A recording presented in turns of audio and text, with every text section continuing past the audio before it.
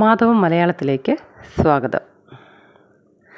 അങ്ങകലെ സമുദ്രത്തിൽ ഒരു വലിയ കണ്ണുനീർത്തുള്ളി പോലെ ഒരു സ്വപ്നത്തിൽ എന്നപോലെ കാണാവുന്ന വെള്ളിയാങ്കല്ല്. അവിടെ നിന്നാണ് എല്ലാ മയ്യഴിയുടെ മക്കളും വരുന്നത്.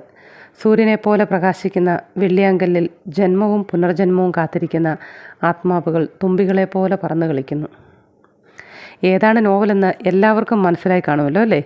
അതെ, എം മുകുന്ദൻ്റെ മാസ്റ്റർ പീസ് നോവൽ മയ്യഴിപ്പുഴയുടെ തീരങ്ങളിൽ. എം മുകുന്ദനെക്കുറിച്ച് പറയുകയാണെങ്കിൽ ഫ്രഞ്ച് നയതന്ത്ര ഉദ്യോഗസ്ഥനായും കേരള സാഹിത്യ അക്കാദമി അധ്യക്ഷനായും പ്രവർത്തിച്ചിട്ടുള്ള അദ്ദേഹത്തിൻ്റെ എല്ലാ കൃതികളും ജന്മനാടായ മയ്യഴിയുടെ അഥവാ മാഹിയുടെ പശ്ചാത്തലത്തിലുള്ളതാണ്. മയ്യഴിയുടെ സ്വാതന്ത്ര്യസമര പോരാട്ടത്തിൻ്റെ കഥയാണ് മയ്യഴിപ്പുഴയുടെ തീരങ്ങളിൽ. അതുകൊണ്ട് തന്നെ നമ്മൾ അദ്ദേഹത്തെ മയ്യഴിയുടെ കഥാകാരൻ എന്ന് വിശേഷിപ്പിക്കുന്നു.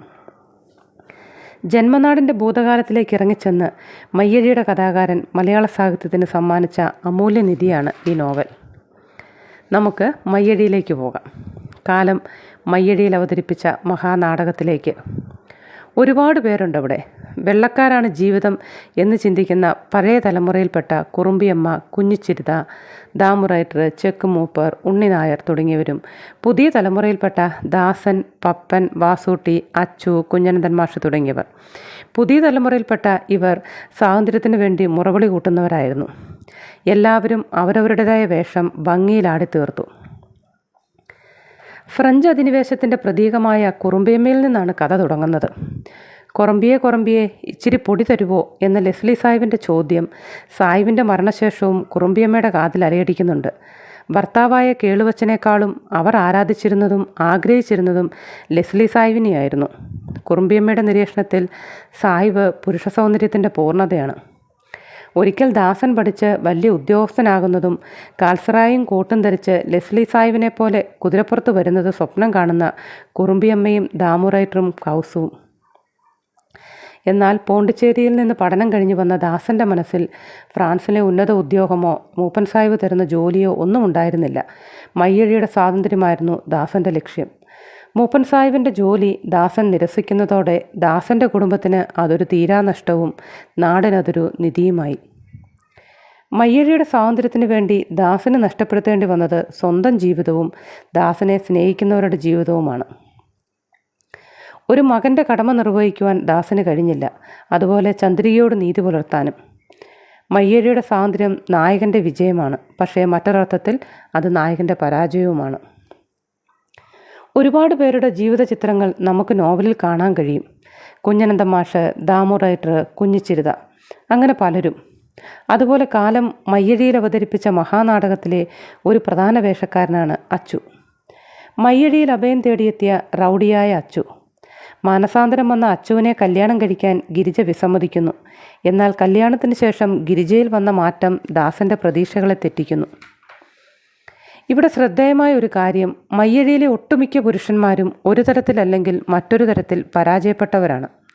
അതിനൊരു അപവാദമാണ് അച്ചു. വീരപരിവേഷമാണ് അച്ചുവിന് മയ്യഴിയിൽ. സംസ്കാരസമ്പന്നനായ ഗസ്തോൻ സാഹിബിനേക്കാളും സംസ്കാരശൂന്യനായ അച്ചു പൗരുഷം ആഘോഷിക്കുന്നു. ആ അർത്ഥത്തിൽ അച്ചു ദാസനെയും മറികടക്കുന്നു. ഗസ്തോൻ വെള്ളക്കാരുടെ ശക്തി ക്ഷയിക്കുന്നതിൻ്റെ പ്രതീകമാകുമ്പോൾ അച്ചു മയ്യഴിയുടെ സ്വാതന്ത്ര്യത്തിൻ്റെ പ്രതീകമാണ്. അതുപോലെ നമ്മുടെ മനസ്സിൽ ഒരു വേദനയായി മാറുന്ന കഥാപാത്രമാണ് ലെസ്ലി സാഹിബിൻ്റെയും മിസ്സിയുടെയും മകനായ ഗസ്തോൻ സാഹിബ്. ജീവിതം ഒരൊറ്റമുറിയിലേക്ക് ഒതുക്കേണ്ടി വന്ന കഥാപാത്രം. രാത്രികാലങ്ങളിൽ സാഹിബിൻ്റെ മുറിയിൽ നിന്ന് ഉയരുന്ന വിഷാദം നിറഞ്ഞ ഗിറ്റാറിൻ്റെ സംഗീതം വായനക്കാരെ വേദനിപ്പിക്കുന്നു.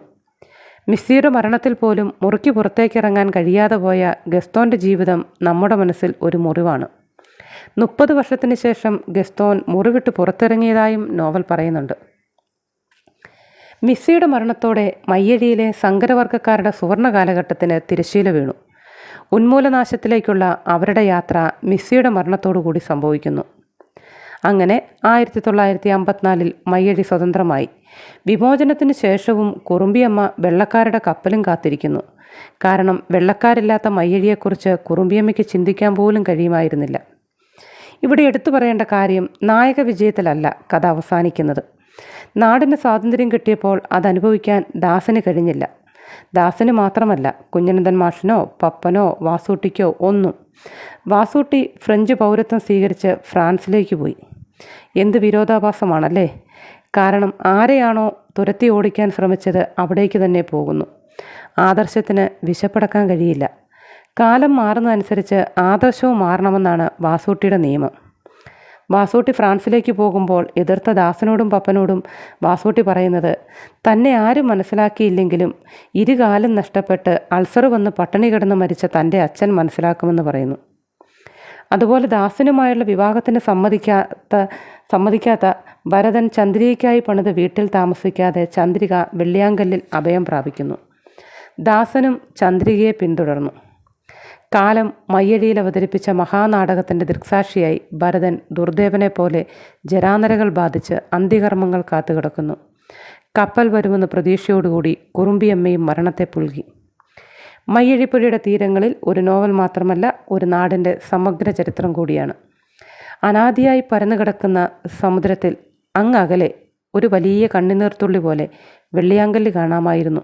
അവിടെ അപ്പോഴും ആത്മാക്കൾ തുമ്പികളായി പാറി നടക്കുന്നുണ്ടായിരുന്നു. ആ തുമ്പികളിൽ ഒന്ന് ദാസനായിരുന്നു. മലയാള നോവൽ സാഹിത്യത്തിൽ എം മുകുന്ദൻ കൊത്തിവെച്ച വരികൾ. മനോഹരമായൊരു നോവൽ. വീഡിയോ ഇഷ്ടമായെങ്കിൽ ലൈക്ക് ചെയ്യുക, സബ്സ്ക്രൈബ് ചെയ്യുക. മറ്റൊരു പുസ്തകവുമായി നമുക്ക് മാധവ മലയാളത്തിലൂടെ വീണ്ടും കാണാം.